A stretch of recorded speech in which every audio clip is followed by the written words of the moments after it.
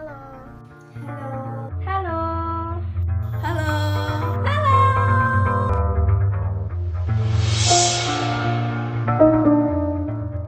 Nah, sebelumnya Bunda pasti sudah sering mendengarkan kata MPASI. Nah, MPASI itu apa sih? MPASI merupakan makanan pendamping ASI yang diberikan kepada bayi saat mulai usia 6 bulan selama periode peralihan dari ASI ke makanan keluarga. Nah, ingat ya Bun, anak tetap harus diberikan ASI hingga usia 2 tahun. Kemudian Bunda pasti sering bertanya-tanya kenapa sih harus usia 6 bulan? Nah, pada saat bayi usia 6 bulan, maka kebutuhan nutrisinya tidak akan lagi tercukupi hanya jika diberikan ASI. Kemudian, pemberian MPASI yang tidak tepat waktu yaitu meliputi yang pertama, ada MPASI dini, kurang dari 4 bulan. Ini akan menimbulkan hal-hal yang merugikan, seperti potensi diare pada anak, ada dehidrasi pada anak, sensitivitas alergi pada anak, serta produksi ASI Bunda yang menjadi menurun. Yang kedua, ada terlambat ASI, yaitu lebih dari 7 bulan. Akan menimbulkan hal-hal yang merugikan juga Bunda, seperti potensi gagal tumbuh pada anak, kemudian gangguan tumbuh kembang pada anak, dan juga defisiensi zat besi. Bunda, selanjutnya itu ada prinsip pemberian MPASI menurut WHO atau Badan Kesehatan Dunia. Ada 9 prinsip pemberian MPASI yang dapat kita singkat menjadi Al-Fatfah. Yang pertama itu ada age atau usia dari bayi. Kemudian yang kedua itu ada F, yaitu frekuensi atau seberapa sering kita memberikan MPASI. Yang ketiga ada amount atau jumlah dari porsi MPASI. Selanjutnya itu ada T, yaitu tekstur. Kemudian ada V, yaitu variety atau variasi makanan. Kemudian ada A, yaitu aktif responsif atau pemberian makanan secara aktif. Dan yang terakhir itu ada H, hygiene atau kebersihan dari MPASI. Kemudian, kapan ya Bunda kita bisa mulai memberikan MPASI kepada anak? Nah, kita kasih tahu ya. Yang pertama, anak sudah bisa berdiri dan menahan kepalanya sendiri secara tegap. Yang kedua, anak mulai tertarik terhadap makanan dan mencoba meraih makanan. Dan yang ketiga, anak menunjukkan tanda-tanda lapar dan tidak tenang meskipun ibu sudah memberikan ASI secara rutin. Tadi kan sudah dijelaskan, mulai usia berapa sih harus diberikan MPASI? Pemberian MPASI mulai dari tekstur, jenis, jumlah, dan porsi itu harus bertingkat seiring bertambahnya usia bayi. Pada awal usia 6 bulan hingga akhir 8 bulan, tekstur yang diberikan adalah saring atau lumat. Seperti apa itu? Seperti ini. Jadi pemberiannya jangan terlalu encer dan jangan terlalu kental. Bisa dikira-kira ketika sendok dituangkan, makanan tidak langsung jatuh. Pemberiannya adalah 2-3 kali makanan utama dan 1-2 kali makanan selingan dalam sehari. Seberapa yang harus diberikan? Yang harus diberikan mulai dari 3 sendok makan orang dewasa hingga setengah mangkuk ukuran 250 ml. Selanjutnya, untuk usia awal 9 bulan hingga akhir 11 bulan diberikan tekstur cincang. Seperti apa tekstur cincang? Seperti ini.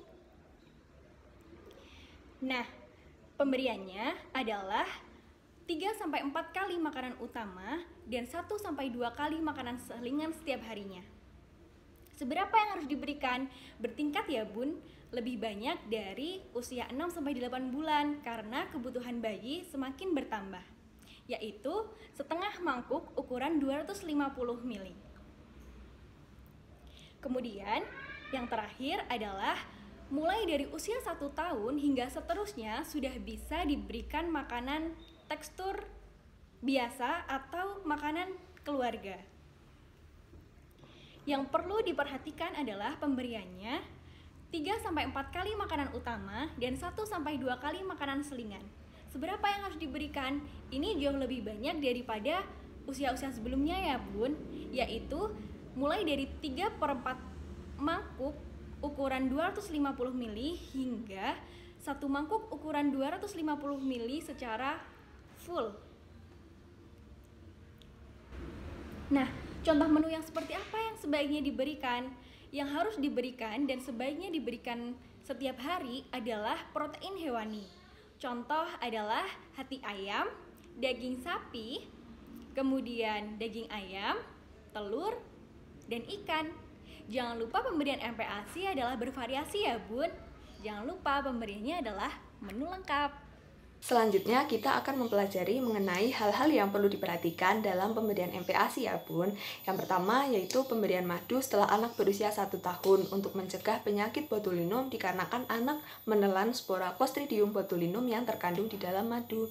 Yang kedua yaitu pemberian protein nabati dan hewani diberikan sejak anak berusia 6 bulan. Hal ini dikarenakan anak membutuhkan protein untuk membangun jaringan di dalam tubuhnya. Yang ketiga yaitu pemberian ikan, telur, dan daging diberikan dalam keadaan yang matang untuk mencegah infeksi dari salmonella. Kemudian yang keempat yaitu penggunaan talenan untuk bahan basah dan bahan kering itu dipisahkan untuk mencegah adanya kontaminasi silang pada bahan. Kemudian yang kelima yaitu penambahan minyak, mentega, atau santan diperbolehkan untuk menambah kalori dalam MPASI.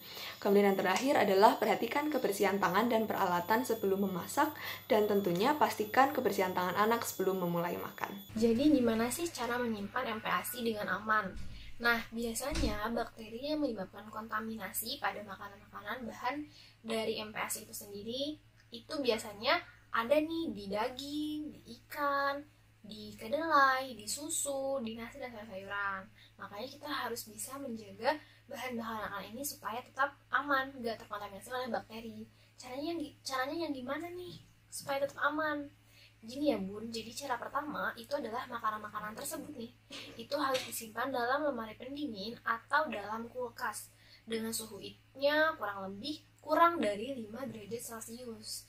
Nah, selanjutnya untuk daging dan ikan itu lebih baik disimpan dalam wadah plastik dan disimpan ini terpisah antara bahan makan yang udah dimasak dan bahan makanan yang siap makan. Nah, kemudian seluruh makanan itu harus disimpan dengan petunjuk penyimpanan yang tertulis di kemasan bahan makanan itu dan tidak boleh digunakan setelah melewati tanggal kadaluarsa pastinya. Nah, selanjutnya makanan-makanan tersebut itu seharusnya disimpan di kulkas dan tidak boleh digunakan kembali setelah berada di luar kulkas selama 2 jam atau lebih gitu. Nah, selanjutnya untuk makanan-makanan frozen food atau makanan-makanan beku itu bisa dicairkan dengan menggunakan microwave. Nah, makanan yang telah dicairkan ini harus langsung dimasak. Makanan beku yang udah dimasak tadi itu tidak baik ya Bunda untuk dibekukan kembali.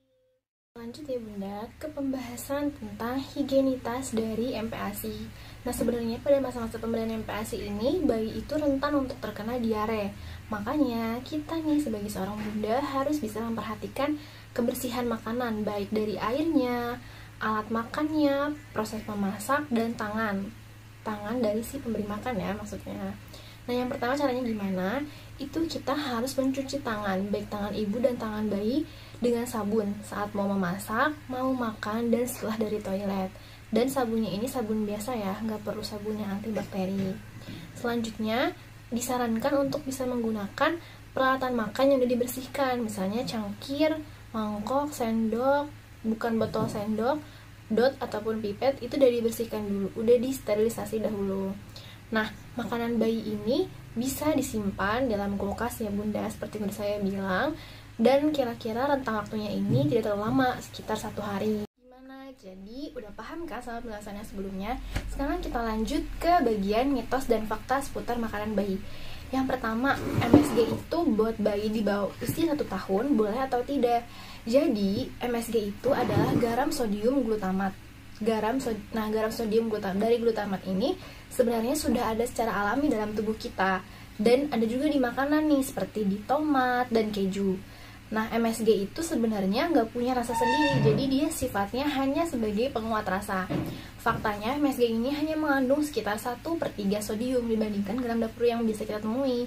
Nah, ada yang bilang juga nih MSG itu katanya bikin bodoh. Itu salah ya. Jadi, sebenarnya MSG ini juga ada di dalam ASI yang fungsinya itu bisa merangsang bayi supaya bisa minum ASI. Nah, terus berapa sih Bunda konsumsi yang aman untuk MSG?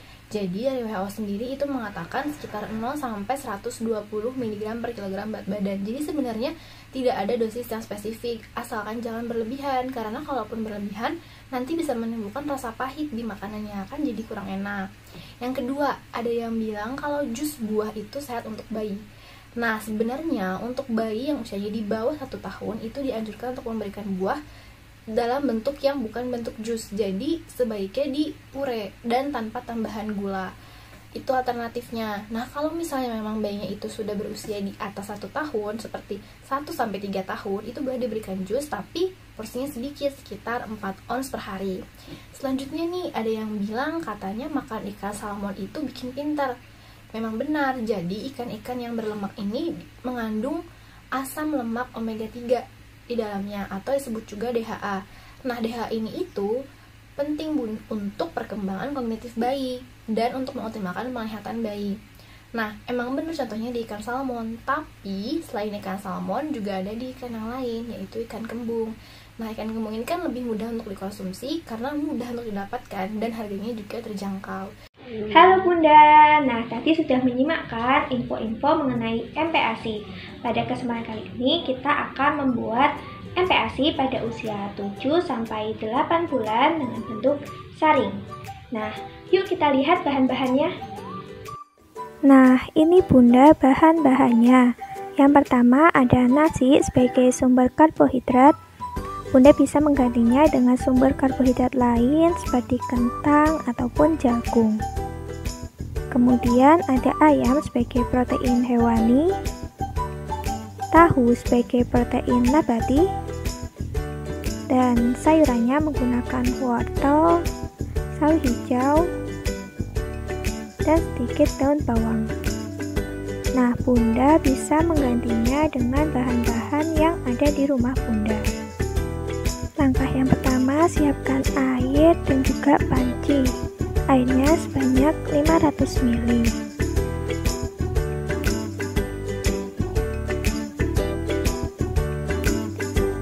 Kemudian masukkan nasi,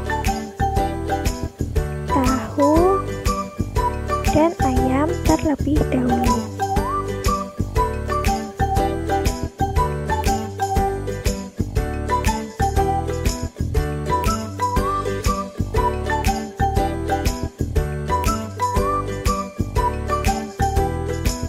Selanjutnya, bahan yang tadi sudah dimasukkan dimasak terlebih dahulu dengan api sedang. Diaduk sebentar, lalu tunggu hingga mendidih. Kemudian apabila sudah mendidih, masukkan sayur sawi, daun bawang, dan yang terakhir wortel. Masak hingga mengental.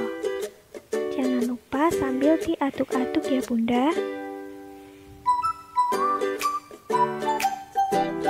Nah, ini ya Bunda sudah sedikit mengental, diaduk dulu sebentar, dan ini sudah bisa disaring.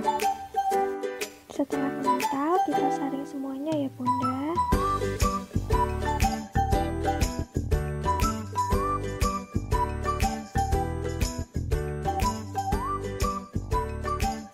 Setelah tersaring semua, jangan lupa sisa yang ada di bawah saringan diambil ya Bunda.